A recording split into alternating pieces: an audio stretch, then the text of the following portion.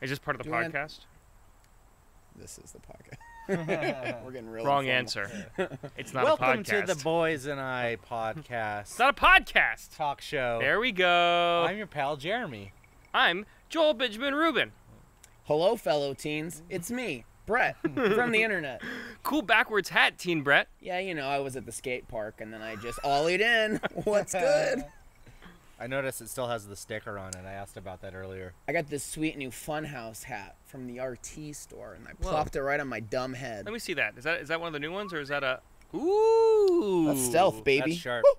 That way people don't know that you like what you like. That's right. People sitting behind me have a real good idea, but not my buddies. Is Billy going to mess up all of our equipment over there? Yes. Good dog, Billy. What a frisky creature. Yeah. How y'all feeling? It's cold as shit. It is I cold. mean- It's a cold day in Los Angeles. Is Yeah. shit cold? Yeah. Like, yeah. See, Yeah. it's like relative. Like, Right. you know, when shit cools down, that's what it's like right now. It's not actually Cooled cold. down shit. Yeah. Brett can't complain. I offered him a sweatshirt, and he declined. Joel gave me a good old glass of whiskey. It's going to warm me right up. Yes, Yeah, we'll sir. be okay, I think. Yeah. So what do we... All right, so this is the week of May something. Wow. Yeah, it is. Third, Third? 22nd. What an astute observation. I think Monday was the 21st, and we're recording this on the 24th of Yep. May. Yep. And so what's the news, guys? What's in the news? What's in the news? Well, Brett, you brought up something interesting Yeah. earlier that Yeah. we were talking about. What do we want to start with? We talking about apps? We talking about people not fucking? We want to start like we should with every episode by Yes. saying the topics that we're going to start doing. We're going to talk about today. I like this. You're like the Format king. format king. Ugh. That's better than the word I was gonna come up with. What do we got on the old slate tonight, format king? Well, Brett has a real spicy article from Cosmo, in addition, and also the Which Washington he has a Post. subscription to. And so we're going to talk a little bit about intimate physical relations, e.g. sex, Oh, boy. tonight. Oh, we boy. talk about sex. That's one thing we're going to talk about. Yeah. The second thing we're going to talk about, We're going to be talking about the controversy over Netflix films being shown at Cannes and how the French are very upset about it. yeah, and how our viewing audience doesn't give a shit about cans, or Ken. Maybe, we'll see. We'll see. Yeah. And Is that it? Or do you want lastly, maybe talk about your Website? observation about the old superhero Oh, right. 17 billion trailers. Last week we were talking about Guardians, and I hadn't seen it yet because I have a child, and that makes it impossible to go to movies. But so I finally saw Guardians, and before the movie started, there were like 7 previews for comic book movies that are all coming out this year, and I just feel it's a bit excessive. But I think that also kind of ties into the whole Cannes conversation, and so we'll probably get into that as well. But let's start with the Cosmo article, because that's the one that was getting the most traction. And because over group sex chats sells. today. Because sex sells. Yeah, you know, I was just thinking, you know, the last 2 podcasts, one of our supposed topics we would be broaching at some point was, you know, relationships and sex and whatnot. And I was like, well, what are we going to talk about? There's a lot, you know, a lot of my single friends are on apps. And I was like, oh, we could talk about that. Through our winding wave of conversation today, we worked our way to this Cosmo article. It's from about March. And I think I had tweeted it at the time, but the main gist of that article was like, hey, men have, you know, people are realizing that men are getting this kind of masculine positive feedback from giving women orgasms. No. Not giving women orgasms. When women orgasm, men are feeling more masculine when it happens. Right, but it's based on like your achievement. Right. So the premise of the article is, I think it's by Hannah Smothers, and she was like, let me smother your joy for sex by telling you she that is reporting on a study. She didn't come up with this study. she didn't. No, It's no, not her she's not fault. pulling it out of the. Well, She's just writing about it, Brett. She's a very. What did the study say specifically? All right, listen. I mean, I'll give you the. I don't want to be. You don't want to misrepresent. I don't want to misrepresent. It's from the Journal of Sex Research. A new study published. Aside from deriving pleasure from their own orgasms, obviously, men also derive a specific sort of masculine pleasure from making female partners orgasm. They refer to this incredibly predictable phenomenon. I don't like the tone of this article at all. I mean, there's some words in there that feel a bit unnecessary, but Yeah. do go on. Refer to this phenomenon as masculinity achievement. And she says that in her head, that's like Mario when he punches the coin out of the blocks. That's what a masculinity achievement's like. That's her attempt to appeal to the gaming audience. Yeah, Yes, yeah. Anyways, the study gathered 810 men to read a story where they had to imagine an attractive woman either did or did not orgasm during sex with them, and then you rate your sexual esteem and whether or not you felt. Basically, it breaks down like, you know, these guys felt better about themselves if they imagined that they got, you know, That they were the reason. Yes, that this attractive woman achieved orgasm during Right. sex. And so, you know, it goes on, and, you know, despite increasing focus on women's orgasms, research indicated that the increased attention to women's orgasms may also serve men's sexuality, complicating conceptualizations of women's orgasms as women's-centric. So what that means is, By the way, the title of this article is When Guys Get Turned On When You Orgasm and Why That's a Bad Thing.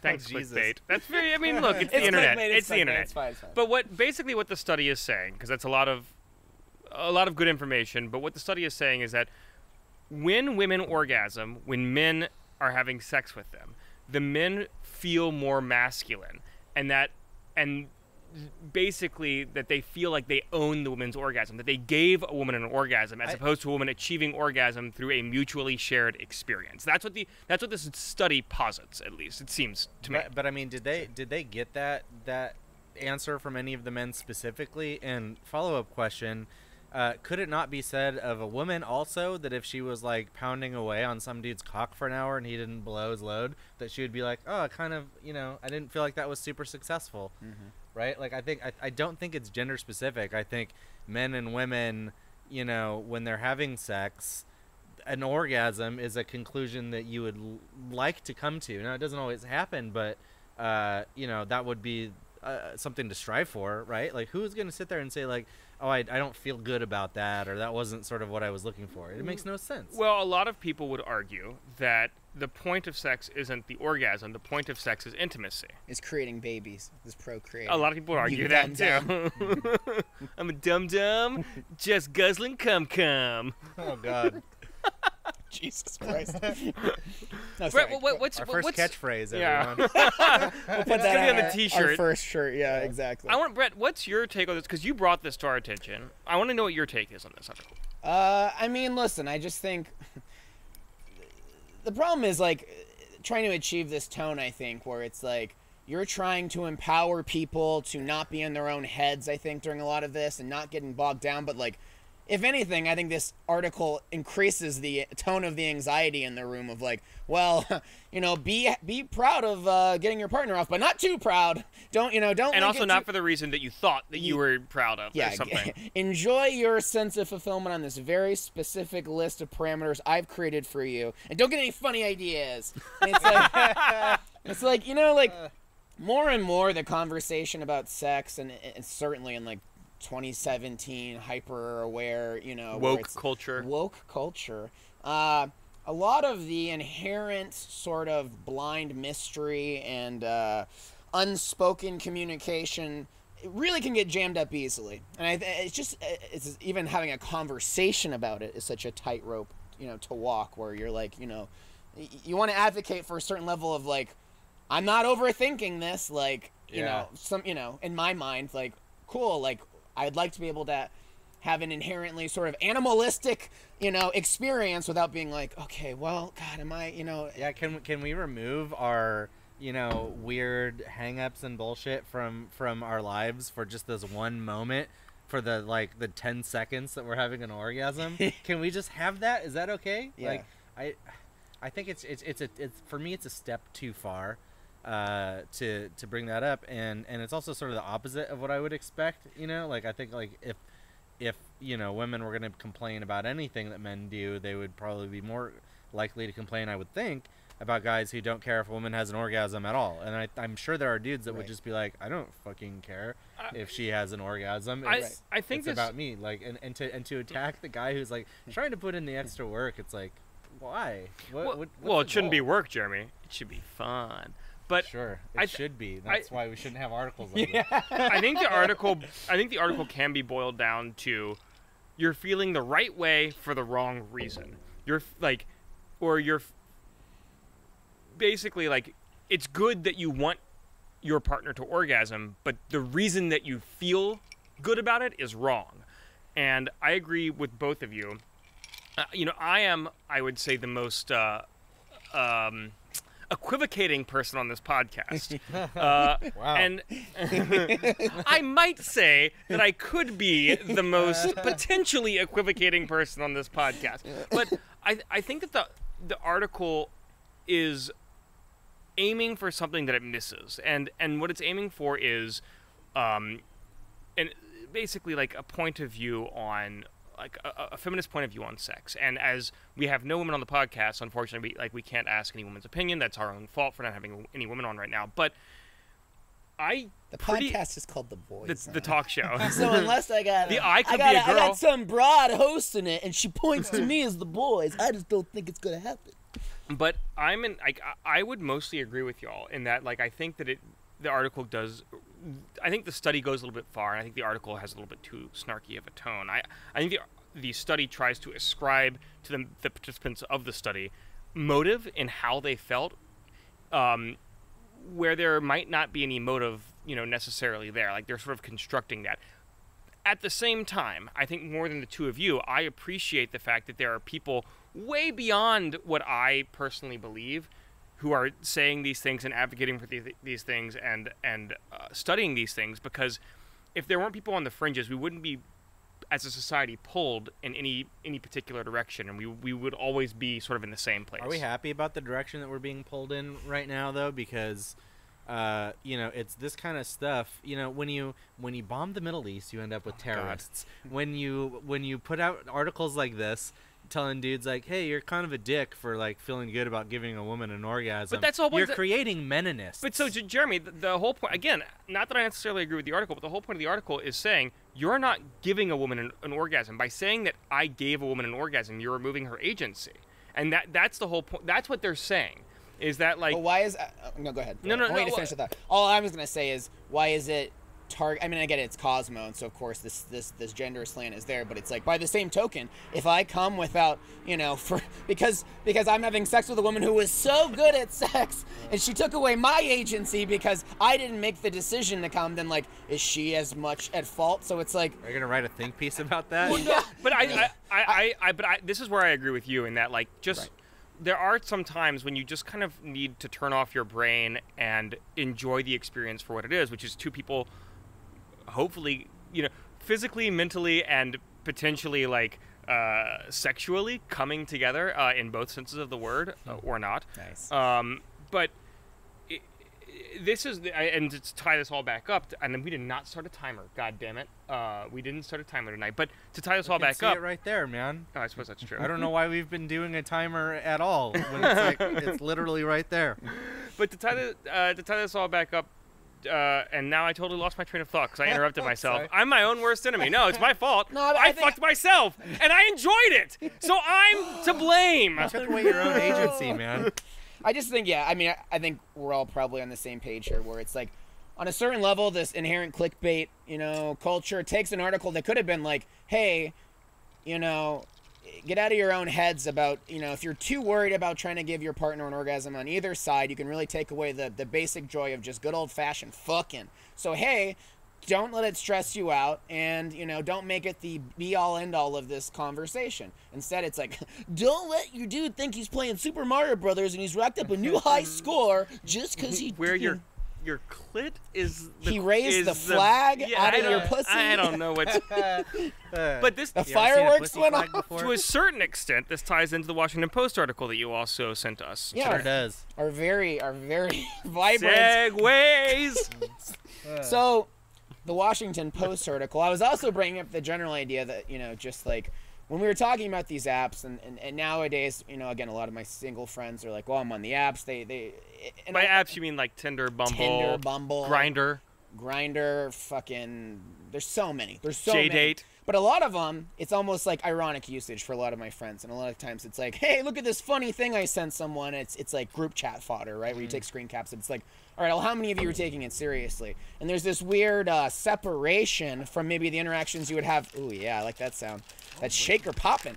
But there's like a weird disconnect from like the interactions people would traditionally have at a bar with like the opposite sex or the same sex or whatever, the target of your sexual pursuits here. And so I was like, you know, are apps making people lazy? Are they making them more removed from sort of, you know, what they would have to do before? I think absolutely they are. Right.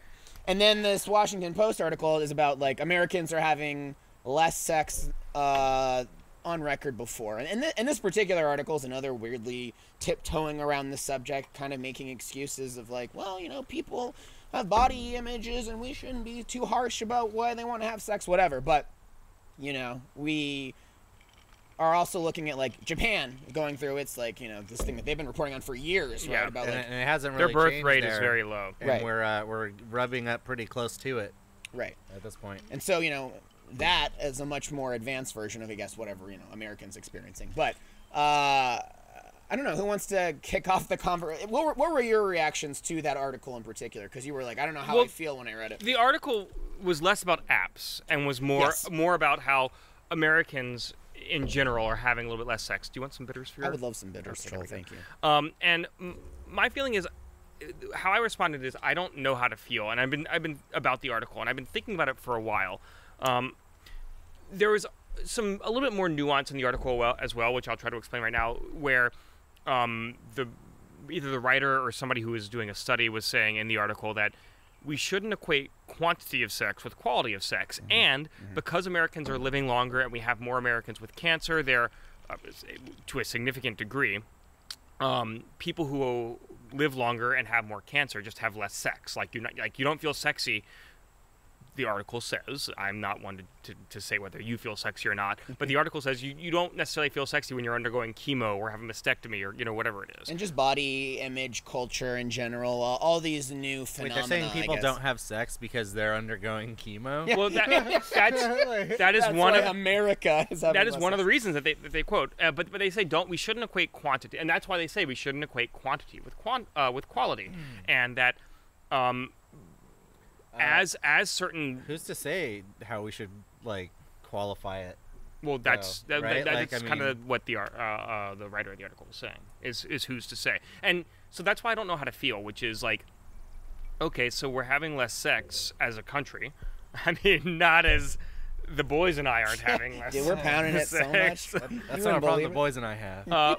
But so we're having less sex as a country, but it might not necessarily be worse, and also we don't really have necessarily a problem with our birth rate in this country, and in terms of, well, that's a totally different conversation, which is whether we want to have kids or not. But that's not that doesn't even enter into the article. So we can go down that road if you want to go. Yeah, down I mean, that road. there's. Well, I think it's a different I can definitely episode. speak to that when we come to it. Yeah, I think it's a different episode. But like, I think ultimately, I don't care whether we as a country are having more or less sex. I think that, you know, people do what they want to do, and so just because we can measure something doesn't necessarily mean that it's a good or bad thing. It can tell us something about our society. It can tell us about the state of our minds or our minds, whether we're more anxious so we're not having more sex, or our bodies because we're living longer and we have more diseases and we're more obese as a country right now, so we're having less sex. It can tell us that, but it can't tell us that the sex that we're having is good or bad, and it also can't tell us like what that means overall, you know? Mm-hmm. Yeah. Yeah, until birth rate really comes into the picture, it's kind of just like a conversation topic, you know what I mean? And in regards to that, where it's like, here in the article itself, it's just like grasping at straws in terms of possible answers of like, well, maybe it is body culture image. I think the answer is related to the conversation that we were having before. There's a certain like, how can I put this without sounding crass? So I'm reading this book by David Wong. He's an editor at Cracked. He wrote John Dies at the End and some other stuff, and it's called Futuristic something or other. I don't even fucking know. I read a bunch. Yeah. And I'm reading this book, and there's this character in it, and his name is Molech. And Molech is like sort of the bad guy. He's a fucking asshole. He's a bad dude. But Molech? He's also, yeah. How's his name spelled? Like Molech. Like real close to Moloch, but not. Yeah. Okay. and he's going on record. And he's, you know, he believes that, you know, the strong should take from the weak, and, you know, that there's nothing the weak can do about it. But he talks about something called the juice, and the juice, as he describes it, is not a drug, but it's a feeling that you get when you hunt and kill, right? When you fuck, when you actually accomplish something, and it's like, it's a feeling that I think we've all experienced at some point, that like that raw animal, like it's an actual chemical in your body that is being manipulated through the process of having an experience, right? But now we have these applications that simulate that. We have pornography to simulate sex. We have video games to simulate like danger, right? We have something to simulate human interaction in Facebook and Instagram and everything. So we have all these like kind of like little baby bumps of like a sort of like synthetic version of the juice, but we don't have the real thing, right? And so on top of this fact, you have men being told all the time, like, it's wrong to want to fuck, you know, it's bad to look at women, you know, like, stop it, you monster. And eventually I think it gets to the point where like guys like are terrified to look up, to like talk, to do anything, and women are afraid that like men are these like predators, right? And that they have to like constantly be like looking out for everything. And maybe that's true, you know, like that's a whole other thing we can get into, you know, like, is the way that we all are designed inherently flawed? Probably, right? But the reality of it is, you know, we feel something when we actually connect with somebody, when we have sex with somebody, you know, when we experience something visceral, right? And that lack of understanding and that lack of respect and interest in the visceral, I think, makes sex seem unappealing, generally.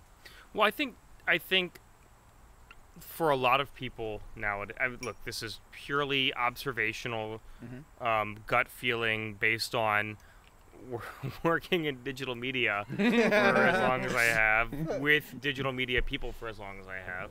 What a sexy business. Yeah. Oh boy. It weirdly, like, half of it is like sex crazed, like incestuous weirdness, and half of it is living in basements, like troglodyte chuds who never opting out, who opt out, like, but opt out, like self opt out, who say like, I could never, I'm not interested, like I don't want to go to a bar, I don't want to talk to people, I don't want to do X, Y, or Z. You don't get socialized. You don't have forced socialization. It's just like, yeah, and I am somebody who, I think of the three of us, like, I got fucked on. I got like shit on in high school, well, I was middle a school. huge nerd in high school. I got That's beat not the clear. I was like, I think anybody who does this was a huge Yeah. nerd in high school. anyone who has a podcast. But I wish that I hadn't been bullied, and I'm not advocating bullying, but what I will say is, like, there was no escape for me. There was no community for me, so I had to go to school and forge a community. And that outlet isn't forced on kids, and to a lesser extent, like, people in their like lower 20s these days. And this is, oh boy, I'm gonna get in a lot of trouble for saying this, but like, I genuinely believe that the social interaction that I was forced to do made me who I am today, and I don't regret that. I don't regret getting beaten up in high school, because it made me who I am. And again, I'm not suggesting that it's great that kids get beat up, but what I am saying is that to a certain extent, I agree that real life interactions are super important, and self-opting out of those really deprives people of a lot of life's experiences. Yeah, it's like a character building thing, and in the culture of like, hey, you're special, everything's gonna be fine, yes, you are perfectly good as you are, like, which has its value and all that, but like a lot of that, like, nah, like tough love is out of the equation now. And look, I'm certainly not anti-pornography or anything, but when you've got this system that's reinforcing you constantly, and you're like, you know, in your head living like, you know, like Attila the fucking Hun here, where you're just fucking your choice of broads digitally every night with no fucking barrier to entry, and you've got apps where you're simulating, you're simulating conversations with the opposite sex, versus like, I went out to a bar, I struck out a bunch, I found a girl I conversation pursued with, you know, and, you know, you go home together or whatever. Like, it's so far removed for so many people at this point, where it's just easy to opt out. Like, and that's like the bubble we've built for ourselves. And I think it ties into this whole thing that we keep talking about, where everything is just too sophisticated, right? Like, it's too sophisticated. You have to consider so many different ways that everybody's going to think about and judge everything that you say or do, to the point where you kind of just have to ask yourself, is it worth it? You know? Is it actually progressive? Yeah. But like, true, and I am no. I was gonna say I'm probably the most guilty of all this, but of everybody. But I'm talking to people who are incredibly socially anxious. I don't think you're as socially anxious as Brett and I are, but we don't. But I mean, we don't I have parade been, it like a but lot I'm of. it's probably people. more likely that I'm like mildly autistic and just don't care. Fun story. I am. Like I think I'm pretty sure that I'm spectrumy. My family got me tested. Self-diagnosing. No. This is not self-diagnosing. My family got me tested when I was a very young child, and a couple of years ago I took like an online test, and all this stuff lined up for me, and I told my mom about it, and she said, "Oh, we got you tested before you entered kindergarten, and for sure, but we just like threw you into regular school because we wanted you to be like a regular kid."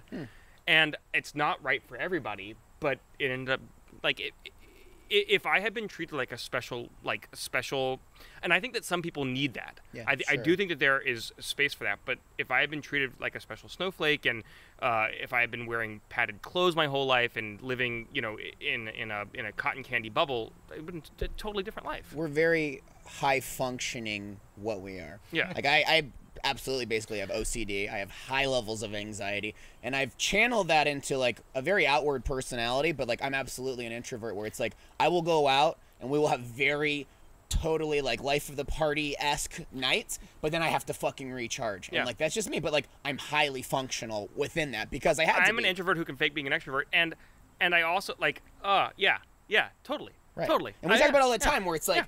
I think in some ways you kind of, inadvertently developed contempt for people where you're like, why was it so, like, I did it, and if I could do it, anyone can do it. Well, so when you it's go, why I have so little patience for people on you, and this is a total separate topic of conversation. It's why I have so little patience for YouTubers and Twitter people and Viners don't exist anymore, but Viners and Instagrammers who are like, isn't social anxiety the worst? It is the worst. I agree, and that's why it's important for you to fucking leave your apartment and like call somebody and go to a bar, and even if you're just sitting with your friend at a bar, only talking to your friend at a bar, at least you're out of your apartment. you didn't put out a tweet and then wait for your feedback and everyone to coddle you on Twitter. It's like, yeah, exactly. And because I'm like that, because we're like that, that's why I have so little patience for that. Yeah, I think you're right. I'm the same way. I mean, this is a whole other segue too that doesn't have anything to do with the sex thing, but whiskey is like good for conversation. Turns yeah, out. this is great.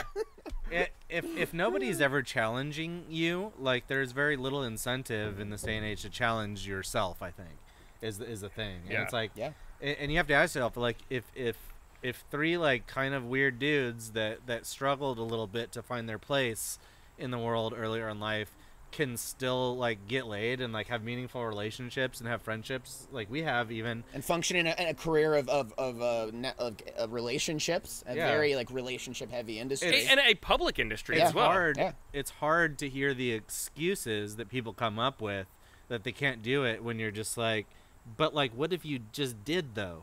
Like, just fucking do it. I do believe that there are people who cannot.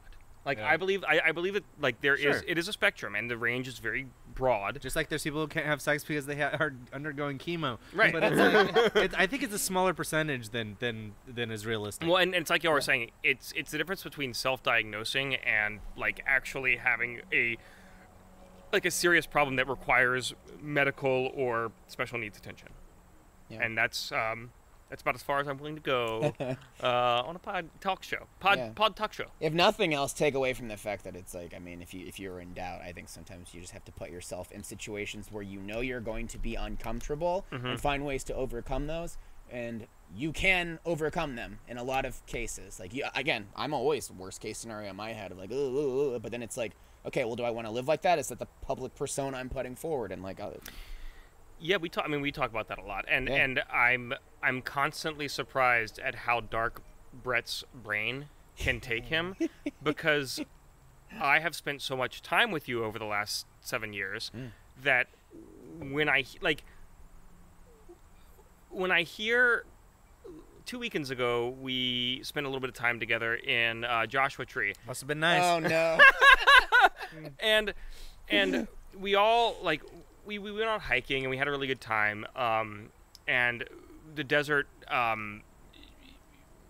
it's a weird place that like makes you think about things that you don't typically get to think about when you're like in a house in the city with air conditioning and noise and you can't see stars, and so your brain kind of goes on these weird journeys.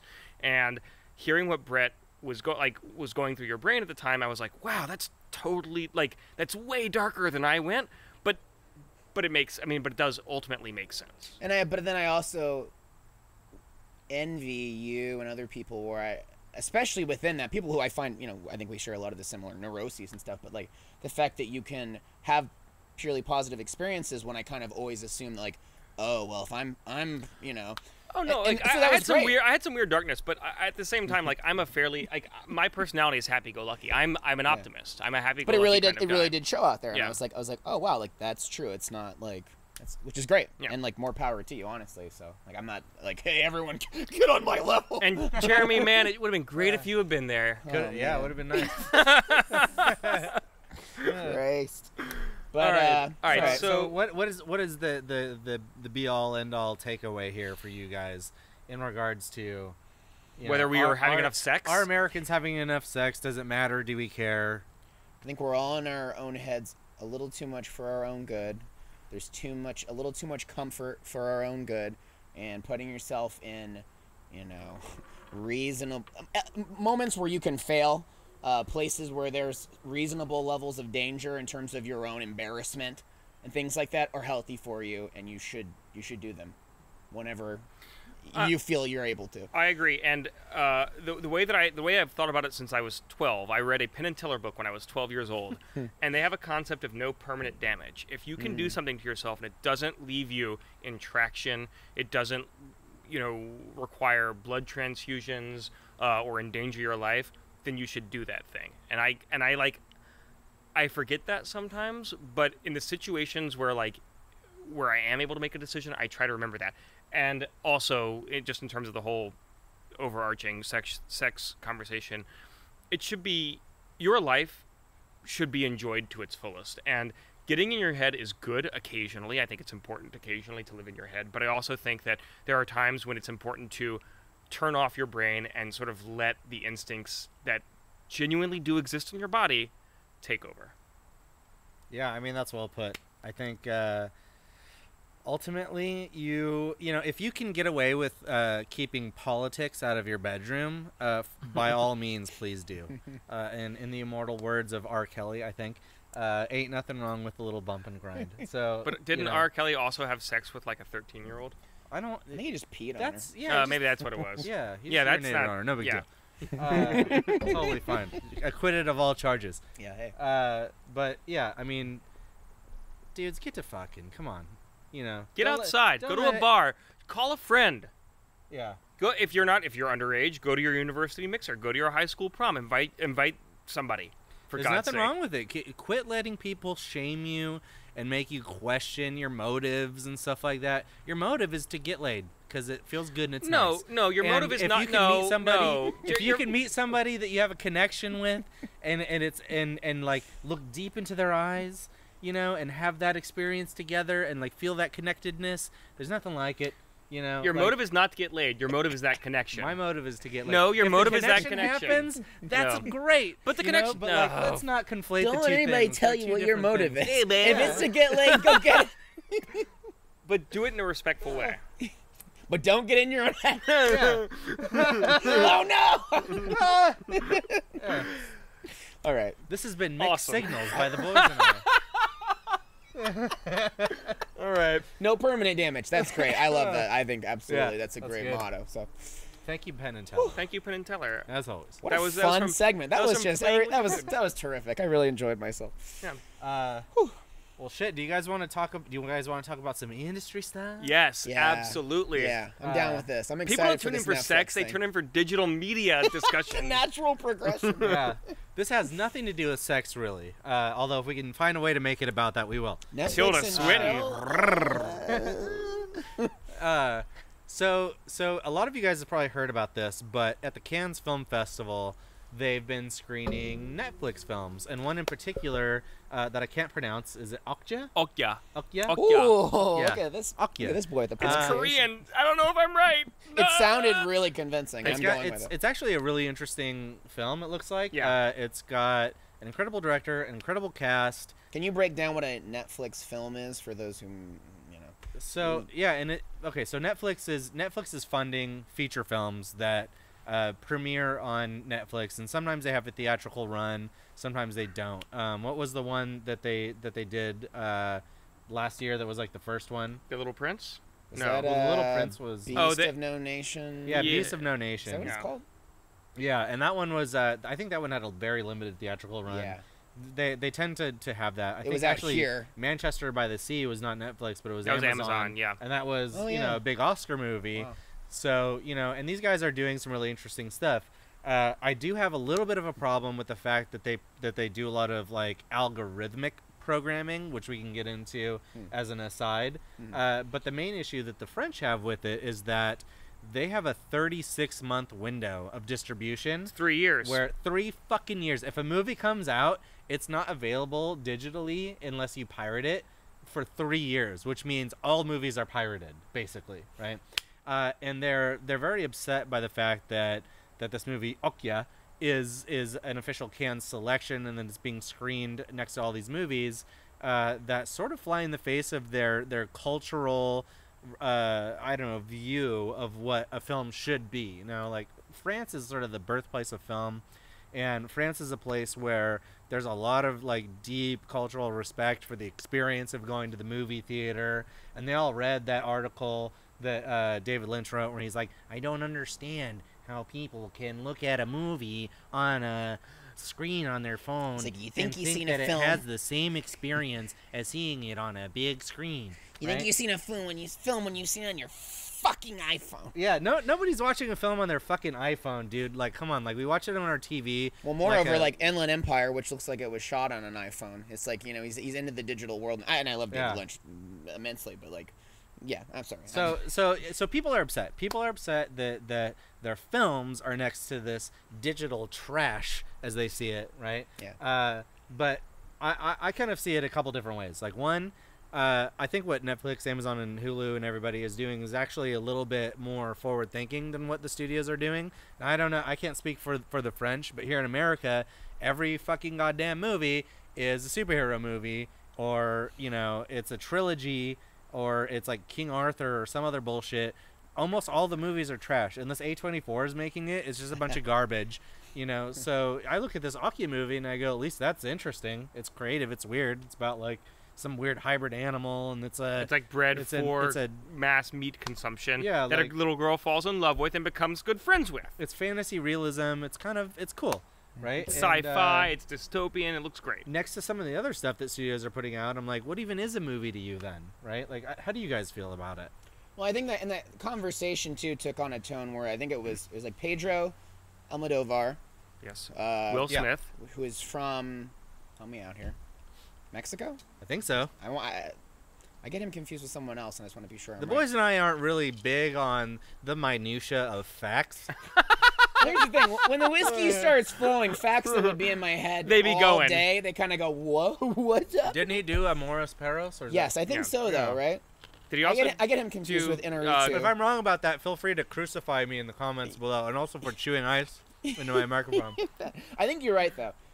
Anyway, but him and Will Smith, you know, just to show that it's not even necessarily like a French. They're both judges. They're both judges, and you know, Pedro's of the mind like, I believe in the big screen experience. Everything should always be seen on the big screen, have its chance there. And Will Smith's like, look, my kids watch Netflix all the time, and they're exposed to movies they would never, ever, ever have a chance to see right there in our living room. And they live in L.A. And they live in L.A. Exactly. And it's like they're not going to, you know, whatever art house to watch these movies in the cinema. Instead, they're like, hey, this is accessible to me in my living room, and their exposure to art is unprecedented because of movies like this. You know what Pedro sounds like right there? He sounds like a music executive from the 90s. Yeah. Just totally out of touch. Yeah. Like, dude, it's happening. You gotta deal with it. All right, I'm going to go on the record before we get into this. Yeah. We're into this, but before we really get into this over the next 15 minutes. Ooh. I'm going to go on the record as saying I agree with both of you. Okay. However, I'm gonna play the part that somebody needs to play on this talk show. Yes. Which is defender of the minority point of view. Okay. So go ahead. Yeah, I mean, look, at the end of the day, it's like, do I love a theater experience? Yes. Are there movies where it's like you go and you have that and it's you know, it's something that maybe like I wouldn't have enjoyed as much in my living room, and certainly in people, you know, unless you have a home theater, a lot of times, you know, you may have like, here's my shitty speakers and here's my, you know, whatever television, like, fine. But like, I do think accessibility is job one in terms of art, and like trying to keep that away from people or pretending it's less than because of the way they experience it it doesn't help anybody. But isn't part of, so again, Yep. Isn't part of the art experiencing it communally? So Do Do you fucking talk to people at the theater that are strangers? Like when you go see a movie? No, not necessarily. I hate the communal aspect of art. Aspect of movie theaters in particular, because 9 times out of 10 it's not like, well, we had a good conversation in the lobby afterwards. It's just like some fucking dipshit who thought he was high and mighty above it, laughing at like some, you know, this happens all the time at fucking New Beverly silent movie theater, where some fucking hipsters roll in and they're like, I get this more than anybody else. We're gonna laugh at the blood spattered bride, even though, you know, like Tarantino's programming out of his private collection. Like, oh, he must think this is like some schlock that we get to laugh at, and it's like, you fucking pretentious little prick. You're gonna fucking come here, spend money, and laugh at something you know nothing about. But Brett, isn't, like, again, your reaction to that?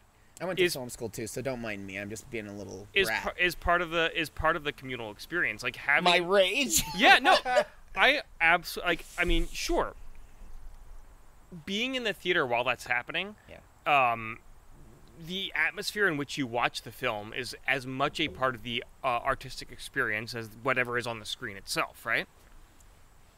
I don't know that it is. I think having, I mean, let me counter-pause it, but go ahead, follow up, and then I want to counter-pause it for the purposes of this, your ideal movie-going experience. You and I, we went to, did we go to the Louvre when we were in France? Yeah. Yeah. You guys went to France together, too? Yeah. God damn it. We're good friends. Let me tell you some context for that story. We we went to Minecon. We said, hey, Miss Shinema, we really want to go. We really want to go to Minecon Paris for our channel. We went there for like half a day, and then we just fucked off to the rest of Europe for 2 weeks. We took our vacation. We blocked all our vacation days. Just fucked off. It was great. It was one of the best fucking trips of my life. So we went to the Louvre, and you saw the Mona Lisa. Yes. What did you think about the Mona Lisa? It was such a weird experience because it's behind glass. You're in a room full of people. It was so much less about maybe the pure art of seeing the Mona Lisa in person, except other by virtue of like where it's housed and how people experience it. So what does that make you feel about the art itself? But to me, you're acting like it's okay. You're conflating two different things, right? Am I? Seeing a piece of art that's like physical in person versus seeing a photo of it on the internet is not the same thing. But a movie is kind of the same experience no matter how you look at it. You're not like looking around and all this stuff. It's just like, there's the movie, it's right there. Jeremy, as again, you are a film student. I was an art student, and I would say that's 100% not true. I studied Impressionism, and I thought it was bullshit and boring and crappy, and I hated it. And then I went to the Orsay, and it blew me away. So the experience of seeing something in real life is totally different than seeing something on a computer screen or in a textbook or a photograph, you know, hanging in a gallery or on a poster wall or something. I have a big-ass TV, okay? I have a big-ass TV. And when I look at my big-ass TV, I see the same fucking movie that I would see in the theater. Now, don't get me wrong. I love going to the theater. Yeah, I go to the theater as frequently as I can. I go to film festivals. I go to fucking Fantastic Fest every year. It's great. I like the community that's at Fantastic Fest. I like talking to strangers about weird movies at Fantastic Fest. But I don't get that at the ArcLight. When I go to the ArcLight, I'm seeing one of 17 fucking superhero movies that are coming out that year, and I have to go to Netflix to see something that's a little bit interesting. You mistake what I'm saying, though. I'm not suggesting that you're going to get a conversation about Doctor Strange leaving the theater with a rando that you were sitting next to. What I'm suggesting is the experience of sitting in the theater and smelling the popcorn and hearing the laughter and hearing the gasps and the applause and just the general frisson that are in the room while you're there is part of the artistic experience of seeing a film, whether it's Doctor Strange or Guardians of the Galaxy 2, or whether it's fucking, I don't know, David Lynch film. I want to engage you on the highest, most pretentious level of art right now. And I want to say this. Okay. Like, I was raised Catholic. I was an altar boy. To me, as an appreciator of film and television, the closest I get to Sunday morning sermon church prayer is taking an art that I love and the experience that I choose to do it. And so it's, this is a very pretentious approach. No. I agree with everything you're saying. The difference between praying in church and the difference between praying alone in your bedroom, maybe having a private conversation with God. Okay? Mm-hmm. And so when I ask, like, what is your ideal situation? For me, when I go to a theater, let's say it's a Monday, maybe I didn't have to go into the office, there's nobody around, and it's just me in the theater. That, to me, is the closest thing I get to, like, that kind of intimate prayer that exists when you're kind of on your own. And I'm sure you might agree, too, where it's like the difference between us going to a crowded museum and you're on your own, and a museum that has your favorite work. It's a quiet day. I'm a little high. You're a little high. You can sit on that bench. No one's going to fucking say anything to you, and you just have that one-on-one experience.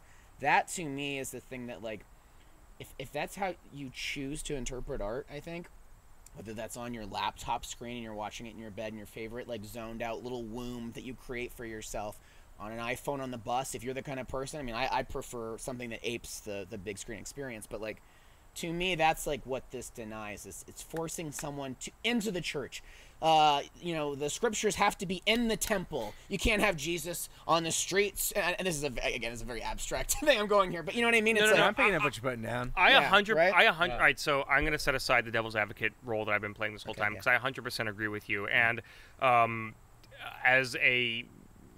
in my youth, devout Reformed Jew, I would 100% agree with you. Like, to me, I've always believed that God is where you experience God. I'm an atheist now, but God is where you experience God. You don't need to go to a synagogue or a church to feel the Almighty or to feel a spiritual being. I also believe, despite even as an artist, as a doodler, I believe that, like, once you show somebody else your art, it's out of your control. Right. It doesn't matter anymore. How you want it to be interpreted, the ideal situation, the perfect location, doesn't matter anymore because your art is in the world now. And I also believe that the greatest accessibility is probably for the good for the most part.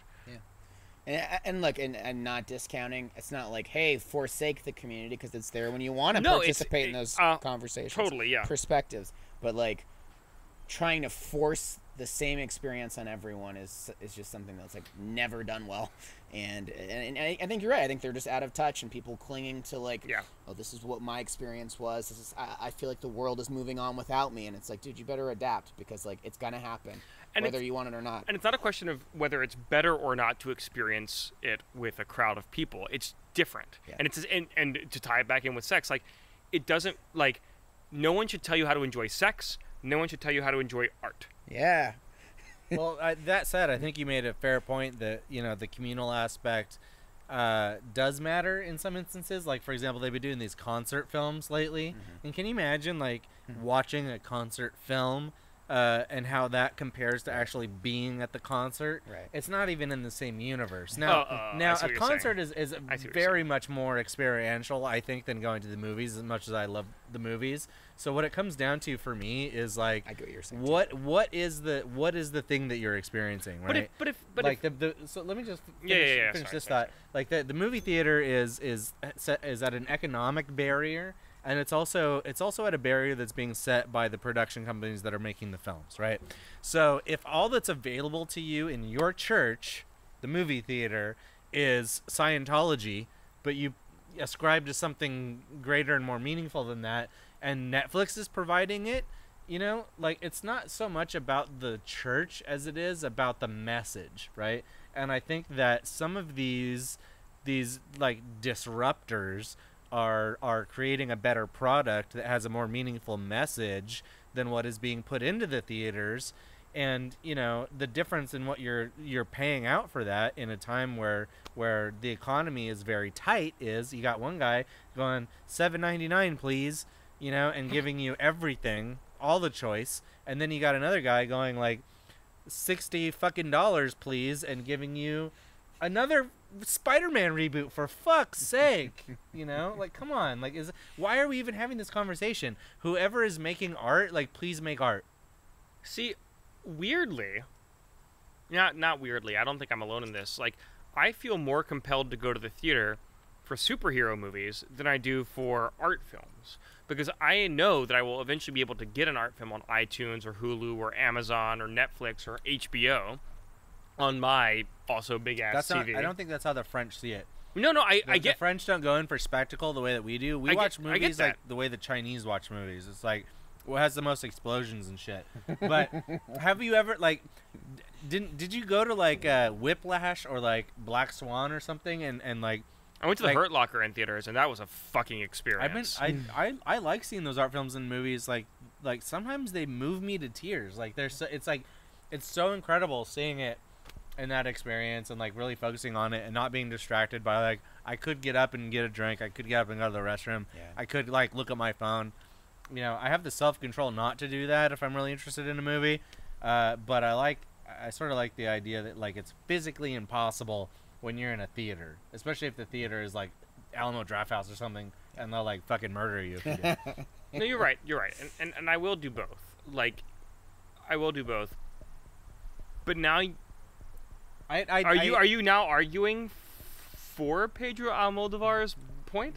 I honestly don't know how I feel about it, right? Because I hear what you're saying about like the superhero movies and the spectacle, and I really do appreciate and respect that. Like, there is a certain, like, in the same way that there's, to me, there is something to respect about a Bud Light, and that's I have a whole thesis on this, but like, there's something to respect about going to a mass market giant studio summer blockbuster film in theaters, seeing it the way that it was programmed to be seen in IMAX 3D on an edible on a fucking whatever. I think now we're just kind of like acknowledging that, like, yes, those things are great, but like, again, I think you're right. Like, I think both are good. If you can't afford it, like, and look, movie prices are expensive, and if that's the barrier to entry, then by all means, watch it at home. Watch it at home. By all means, does not negate the other. Right. Like, just because one thing exists doesn't mean that the other is gonna go away.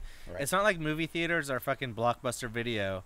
At least I hope so. Please, for the love of God, don't let that happen. Yeah. I loved Blockbuster. I'd like to think that will never go away, but I mean, who knows? Maybe I'm out of touch. But and I also agree. Like, look, I get your frustration with going to a movie and seeing 8, 7, 8, 9, 10 trailers that are all the same thing, and it is it's a factory, and they're stamping out with a press the same thing another Star again Wars and movie. again and again and Oh, again and again. I'm such but a Jeremy, nerd. I'm so niche. But Jeremy, Star Wars, the billion-dollar business that's been around for decades. Nobody would argue that Star Wars is niche anymore. But look, I also do a live streaming cooking show where we made last night whole branzino on the bone and charred broccolini. But sometimes I don't even know what branzino is. It's a fish. But sometimes I want to eat a Twinkie, which is a mass market produced sponge cake. Sure. And I think that there's space. Is a Pokemon. There's Would space you catch for both those of first? But yeah, you're right. And that's not even mutually exclusive. Like, there are dishes that are comfort foods, but here's the artist's like brilliant fucking 4-star take on. Right. I don't want to eat truffle every night. I don't. I just don't. Branzino is good. Mac and cheese is good. Right. Movie theaters are good. Netflix is good. Casual sex drunkenly with a stranger is good. Sex with your wife is good.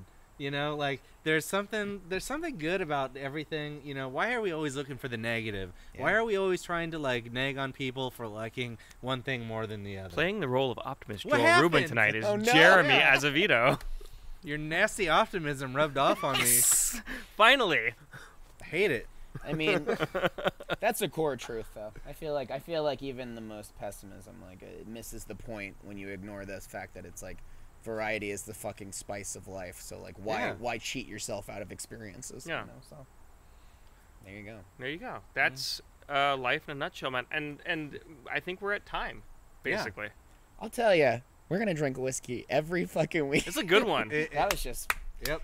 We were truly just hanging out with the boys. That was great. If you enjoyed this podcast, and we sure hope you did, be sure to rate us and leave a comment on iTunes because it helps surface our podcast for people who don't know who we are. And also to leave a comment, like us on Facebook, on YouTube, and subscribe to our channel because we would eventually... Billy is back there. Your dog is going to town.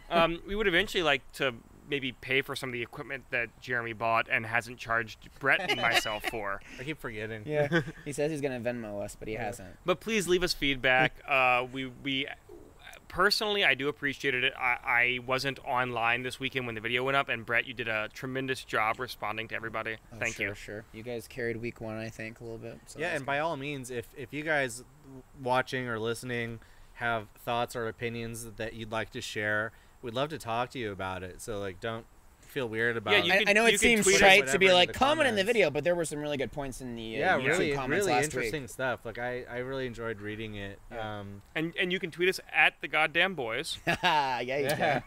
And we haven't been using our hashtag, but well, I mean, why not? Let's do it. We had that lower third, right?